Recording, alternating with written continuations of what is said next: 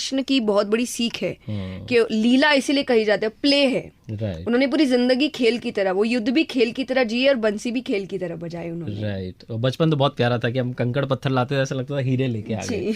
तो आपने वो याद जो है अपनी ताज़ा कर ली। अब मैं आपसे जानना चाहता हूँ कि इस लाइफ में रह करके जो अब आप लाइफ जी रही हैं, कथावाचिक आप बन चुकी हैं, स्पिरिचुअल ओरेटर हैं, क्या आप उस लाइफ को मिस करती हैं कि मान लीजिए अगर आप ये नहीं बनी होती तो आप कहीं कॉर्पोरेट वर्ल्ड में होती, किसी सरकारी नौकरी में होती, किसी बड़े पद पर होती, क्या आप वो जो दुनिया है, जो थोड़ी सी सांसारिक दुनिया है, क्या आप उसे मिस करती हैं? अपने फ्रेंड्स को देखती होंगी स्कूल टाइम के कि भाई ये तो वहाँ पर है, ये वहाँ पर है, ऐसा कभी थॉट आता है?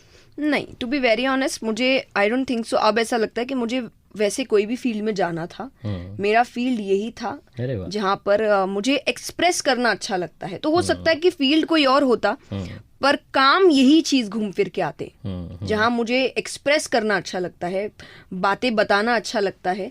और एक मुझे हमेशा से था कि मुझे लोगों के अंदर कोई चेंज लाना है, चाहे वो छोटी सी बात से हो। तो शायद मुझे लगता है मैं कहीं ना कहीं इसी किसी फील्ड में होती। और टू बी वेरी ऑनेस्ट, जैसा आपने कहा सांसारिक, मैं भी एक सांसारिक जीवन ही जीती हूँ। इसलिए मैं हमेशा कहती हूँ कि मैं एक बहुत सिंपल लड़की हूँ जिसके दोस्त हैं, जो दोस्तों के साथ भी समय बिताती है, फैमिली है, सब कुछ, और आगे जाके अपनी फैमिली भी होगी।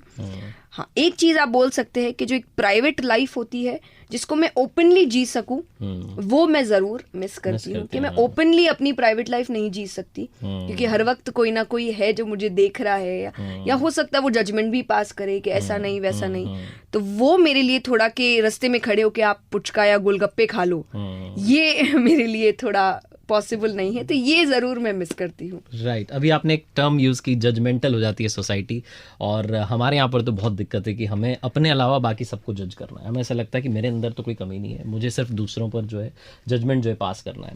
तो ये जो हम दूसरों के मामले में जज बन जाते हैं और अपने मामले में सबसे अच्छे वकील बन जाते हैं, इस पर आपका क्या मानना है? इस पर मैं कहूँगी कि आप ये दोहा अपनी ज़िंदगी में उतारिए कि बुरा जो देखन मैं चला, बुरा ना मिलिया कोई, जो दिल खोजा अपना, मुझसे बुरा ना कोई। तो ये इंसान, और शायद मुझे ऐसा लगता है कि ये इंसान ना ये दोहा उतारता भी है अपनी लाइफ में, पर जब उसको समझ में आता है कि मुझसे बुरा ना कोई, तो उसको लगता है बड़ी बड़ी मेहनत का काम है ये तो भाई, अपनी बुराइयां निकालना क्या करे, तो आसान काम क्या हो सकता है, दूसरे की बुराई निकालो। या आप, मैं एक और एग्जाम्पल देती हूँ कि मान लीजिए कोई उन्हीं के साथ का है जो उनसे आगे जा चुका है, तो उसको लगता है भाई अब यहाँ जाना तो बड़ी मेहनत का काम है, तो क्या करे, तो बोले उसको ही नीचे लाते हैं। तो ये एक इंटेंशन हो गया है हर वक्त लोगों का कि आप मीन मेक निकालिए। और मैं कहती हूँ कि आप ध्यान मत दीजिए ऐसी बातों में कि लोग तो भगवान को भी नहीं छोड़ते।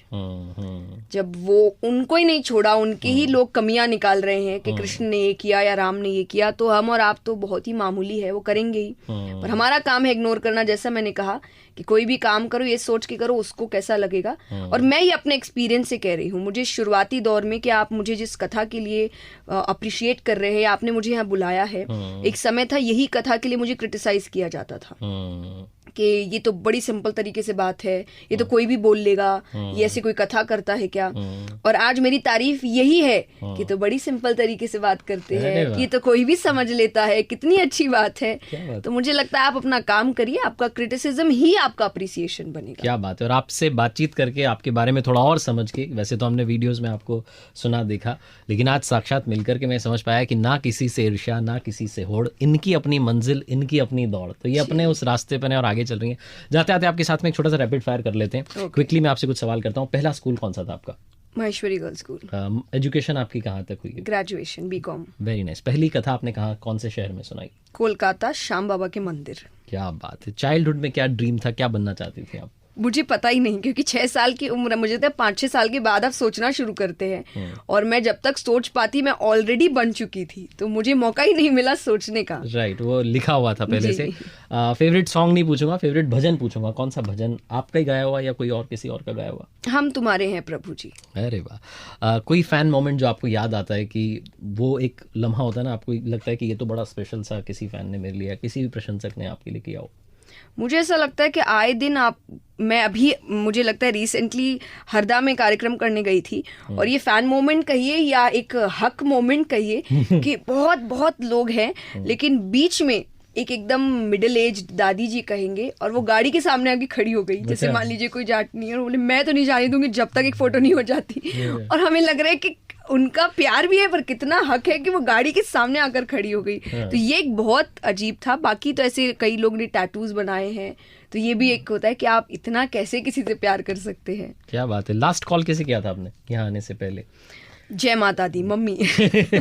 आपकी ड्रीम डेस्टिनेशन जहाँ आप घूमने जाना चाहती हैं, अभी तक नहीं गई हैं इंडिया में, अगर मैं बात करूँ? मैं घूमने तो नहीं कहूंगी, क्योंकि मुझे केदारनाथ जाने की बहुत अरे वाह, इच्छा है जी। अरे वाह, अभी अरे तक मैं नहीं गई हूँ। और आखिरी में जाते आते आपकी इंस्पिरेशन कौन है? मुझे ऐसा लगता है आज तक मैं बहुत लोगों से मिली हूँ, पर मेरे पेरेंट्स ही मेरे इंस्पिरेशन अभी तक है, क्योंकि इस उम्र तक अभी तक उन्होंने अपनी मेहनत, अपना बदलाव नहीं बदला है। यानी वो हर चीज में कुछ ना कुछ चेंज कर रहे हैं, नया काम कर रहे हैं, कुछ ना कुछ खुद ही करते रहते हैं अपनी लाइफ को लेकर भी, मेरे को लेकर तो करते ही है। तो मुझे लगता है वो जब अभी तक नहीं थके, तो मेरे पास तो कोई रीजन ही नहीं होना चाहिए कि नहीं मैं थक गई हूँ या अब मुझे रुकना है, तो मुझे तो रुकना ही नहीं चाहिए। राइट।